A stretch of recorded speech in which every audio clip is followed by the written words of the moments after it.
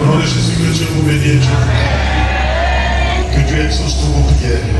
Soyez bénis et soyez heureux.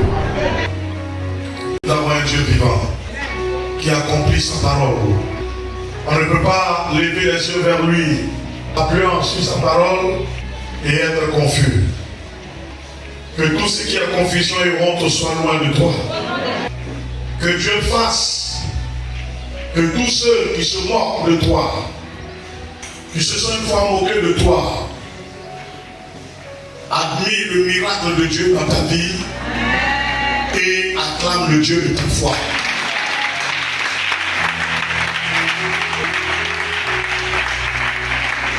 Que l'Éternel nous fasse que toute épreuve soit pour toi l'occasion d'un grand témoignage. Soit pour toi l'occasion d'un très grand témoignage. Que Dieu te bénisse. Je suis venu parler ce matin de la réussite. La réussite est son cheminement. Le cheminement de la réussite. Et je donnais comme thème, Dieu voit les justes. Dieu voit les justes. Mais dans ce thème, je veux ce matin que tu m'écoutes pour voir comment Dieu conçoit la réussite avec quelqu'un. Je crois que j'en ai une fois parlé ici. Et je reviens là-dessus ce matin. Parce que Dieu a quelque chose de nouveau à ajouter. Il a quelque chose de précis à ajouter. Édifier encore plus. Alléluia. Qui est juste à côté de l'ancien, de prendre le psaume 33, verset 18 au verset 19. Et on va terminer dans le Nouveau Testament. Le frère Wahi va nous prendre le livre de 2 Timothée. 2 Timothée chapitre 3 verset 10 au verset 12. Le livre de Psaume au chapitre 34, le verset 14 jusqu'au verset 20. La Bible dit ceci. Préserve ta langue du mal. Il dit préserve ta langue du mal. Et t'élève des paroles trompeuses. Je reprends. Verset 14. Verset 14. Préserve ta langue du mal. Et t'élève des paroles trompeuses. Éloigne-toi du mal et fais le bien. Verset 15. Éloigne-toi du mal et fais le bien. Recherche et poursuis la paix. Recherche et poursuis la paix. Verset 16. Les yeux de l'Éternel sont sur les justes. Les yeux de l'Éternel sont sur les justes. Et ses oreilles sont attentives. Ses oreilles sont attentives à leurs cris. L'Éternel tourne sa face contre les méchants. L'Éternel tourne sa face contre les méchants. Pour les retrancher. Pour les retrancher de la terre. Leurs souvenirs. Leurs souvenirs.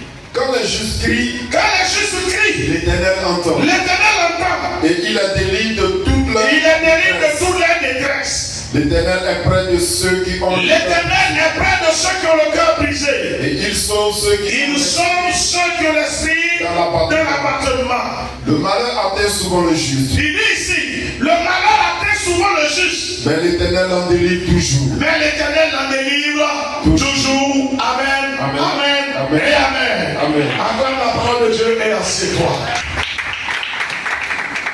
Que Dieu bénisse sa parole dans notre vie. Amen. La Bible ne dit pas que le juste ne crie pas. Si le juste ne crie pas, le juste ne peut pas évoluer. Parce que l'expérience que tu as vient des épreuves que tu as traversées. Alléluia. Les expériences que nous avons viennent des épreuves que nous avons traversées. Les difficultés qui sont venues devant nous. La façon dont Dieu nous a délivrés et la façon dont Dieu nous a donné de nous tenir dans ces épreuves nous donne d'acquérir une connaissance, une expérience. Et demain, on regarde cette situation, on dit ça, Dieu va le faire, il a une fois fait. Alléluia. David était en brousse avant qu'il ne vienne rencontrer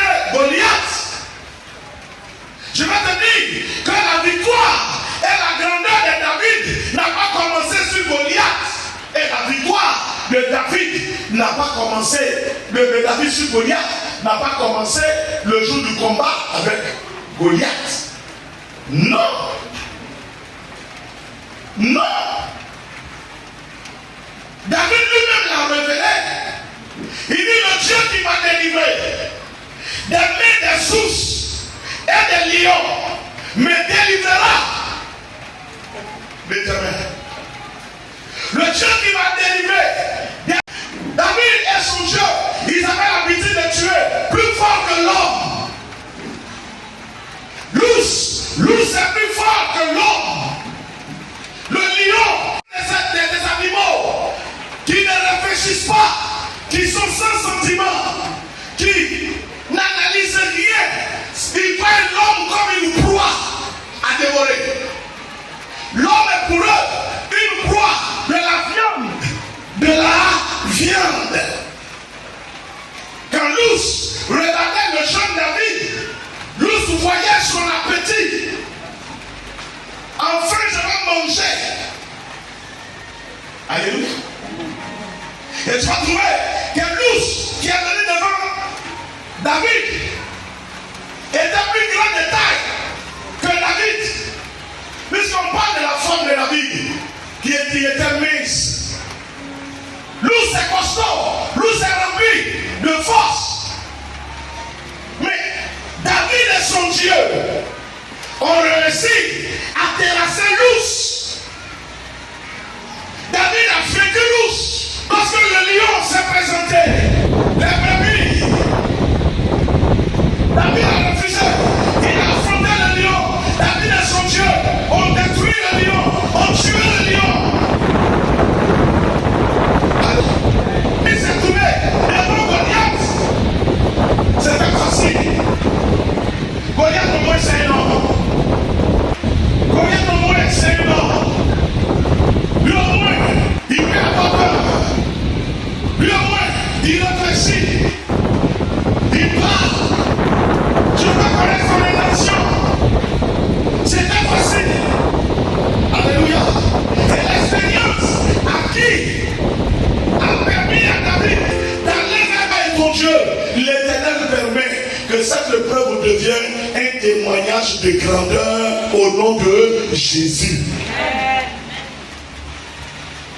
Alors lorsque cela se réalise, ta grandeur est en train de s'asseoir. Lorsque cela se réalise, ta grandeur alors est en train de s'asseoir. Parce que quoi? Les autres vont te regarder avec quoi? Admiration. On a cru que c'était terminé. Comment il a fait? On a pensé que son histoire était finie. Comment il a fait? Et toi tu réponds, c'est mon Dieu, le Dieu de ma foi, qui m'a délivré. Alors il répond, tu es un grand. Un grand. Pharaon n'a pas respecté Moïse parce que c'était Moïse. Pharaon a respecté Moïse parce que tout ce qu'il a envoyé pour détruire Moïse, Moïse a vaincu tout cela. Moïse s'est établi et Moïse était devenu Dieu face à Pharaon. Pharaon a été obligé de se soumettre. Et par le Dieu de Moïse que Pharaon est mort. Amen. Nous parlons du réveil et nous t'encourageons à aller au réveil parce qu'il n'y a que cela qui peut te permettre de tenir dans les épreuves. Il n'y a que cela seul qui peut te permettre de tenir dans les épreuves. Et c'est lorsque tu tiendras dans les épreuves que tu remporteras la victoire qu'on découvrira que tu es un grand. Un poltron n'est jamais un grand. Un poltron c'est qui? C'est un paresseux, un peureux, un lâche. Il n'est jamais grand. On n'est jamais grand en fuyant. On est grand en affrontant. Et nous affrontons par la prière au nom de Jésus. Voilà pourquoi je t'exhorte en cette année. Tout ce qui vient devant toi, fléchis chez nous et prie. Est-ce que je parle à quelqu'un? Tout événement que tu apprends, tout ce qu'on t'annonce, quelle que soit la grandeur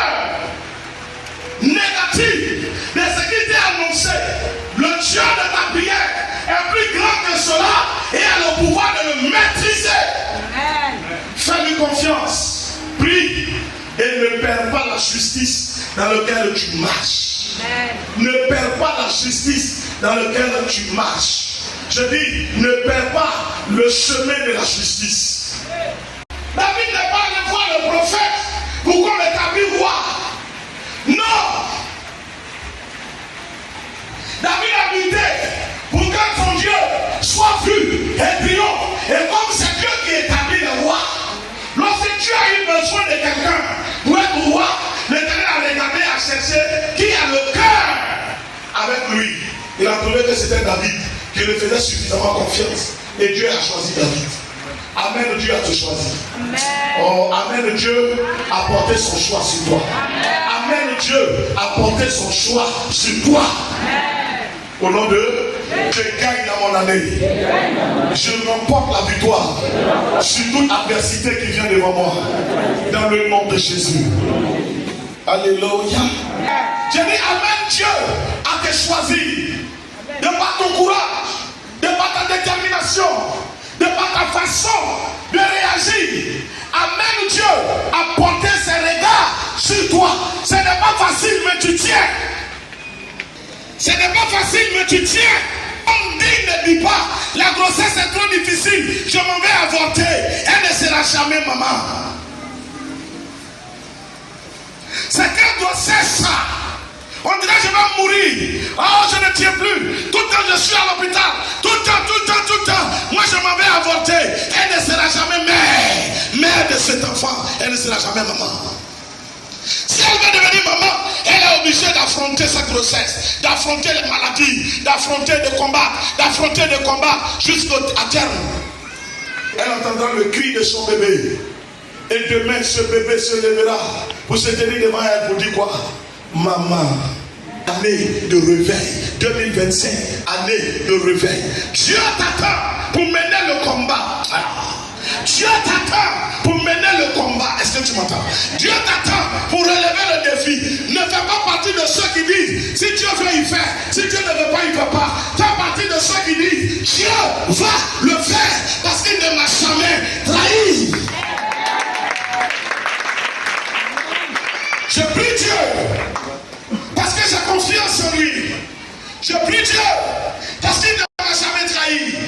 Les épreuves sont toujours venues, mais mon Dieu m'a toujours secouru. Il dit le malheur atteint souvent le juste, mais l'Éternel son Dieu l'en délivre toujours. Si le malheur ne vient pas, comment la délivrance peut venir?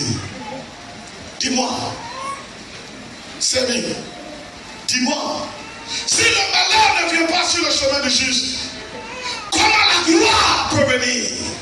Quelle est l'histoire d'un grand que tu as une fois écouté, tu as une fois lu, qui s'est passé de façon passive, de façon tranquille?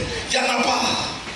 La chose qui vient devant toi pour te faire quitter, il faut te dire, tu vas faire le dévier, tu vas faire ta grâce. Parce que Dieu ne regarde pas les méchants. Au contraire, Dieu cherche à effacer les souvenirs. Juste quand il crie, l'Éternel entend. Combien tu vas crier? Combien de temps tu vas crier? J'ignore. Mais il y a une chose dont je te rassure ce matin. Dieu t'entend, Dieu t'écoute, Dieu est avec toi pour te délivrer de tout malheur qui t'arrive quand tu te lèves dans la prière au nom de Jésus. Psaume 33, le verset 18 et 19. Psaume 33, verset 18. Et dit la Bible. Oui. Voici l'œil de l'Éternel est sur ceux qui le craignent. Il dit voici l'œil de l'Éternel est sur ceux qui le craignent. Sur ceux qui espèrent à sa bonté. Qui espère ici en l'Éternel? Est-ce qu'il y a quelqu'un qui espère à la bonté de Dieu? L'Éternel a les yeux sur toi. Si tu crois que ton Dieu n'est pas méchant ici, si tu fais de Dieu responsable de tes malheurs, ne lui demande pas de te sauver. Mais si tu crois que ton Dieu est bon et qu'il ne fait rien pour te nuire et que tout ce qu'il fait arrive pour te faire évoluer, alors tu verras la main de ton Dieu. Il dit, l'Éternel a les yeux sur ceux qui espèrent en sa bonté. Au 19, il dit, afin d'arracher leur âme à la mort. Afin d'arracher leur âme à la mort. Et je l'ai dit, qui arrive comme un ours, ce qui arrive comme le lion, ne va pas te tuer. tuer, mais arrive pour te donner un témoignage glorieux. Pour que la grandeur s'assoie, pour qu'on voit le règne, on voit la capacité de ton Dieu. Et qu'on comprenne que toi et Dieu, vous faites un, que vous êtes une équipe qui gagne dans le nom de Jésus. Si tu n'as pas eu faim, tu ne sauras pas apprécier la nourriture que Dieu te donne. Allons-y. Et de les faire vivre au milieu de la famille. Voilà, frère. Amen. Amen. Tu comprends bien? Dieu a les yeux sur toi. Voilà un grand homme dans Timothée. Quand on lit l'histoire de Paul, souvent on oublie. On voit tellement les miracles. Amen. Bon, ancien, s'il n'a pas le micro, 2 Timothée. 2 Timothée, chapitre 3, verset 10 au verset 12. Quand on lit l'histoire de l'apôtre Paul, on voit que toi était rose. Paul a guéri Dieu, mais comme un Dieu, il faut payer le prix. Au point d'avoir une ressemblance avec le Dieu des cieux. Et alors, c'est que ce Dieu l'a fait. Ça se fait dans ta vie, au nom de Jésus. Tu as trouvé? 2 Timothée. Allons-y. Amen. Pour toi, tu as suivi de près mon enseignement. Il dit pour toi, Timothée, qui a suivi de près mon enseignement. Ma conduite. Tu as suivi ma conduite. Mes résolutions. Tu as vu mes résolutions. Ma foi. Tu as vu ma foi. Ma douceur. Tu as vu ma douceur. Ma charité. Ma charité. Ma constance. Tu as vu ma constance que à aucun moment je n'ai baissé. Je suis resté comment? Constant. Mes persécutions.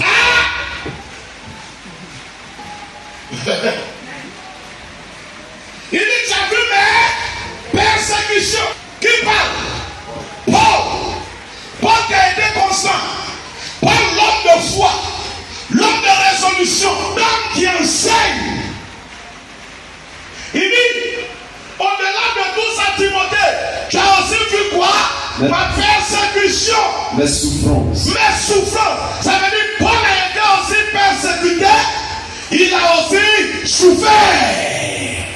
Ce n'est pas grand comme ça au hasard. Je suis venu te dire, choisis la grandeur et accepte de payer le prix. De supporter l'épreuve, la persécution, de les affronter, de gagner. Alors ta grandeur sera sur toutes les lèvres dans le nom de Jésus. Qu'est-ce qui te diffère de moi? Qu'est-ce qui te diffère des autres? C'est le fait que là où les autres tombent, toi tu passes triomphant. Et il te regarde avec admiration. Et il fait comme. Ma persécution, allons-y.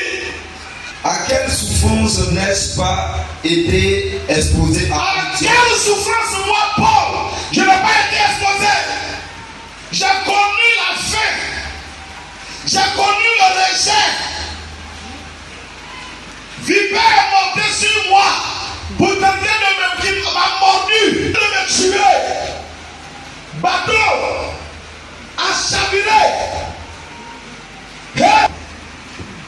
À quelle souffrance? J'ai pas été exposé.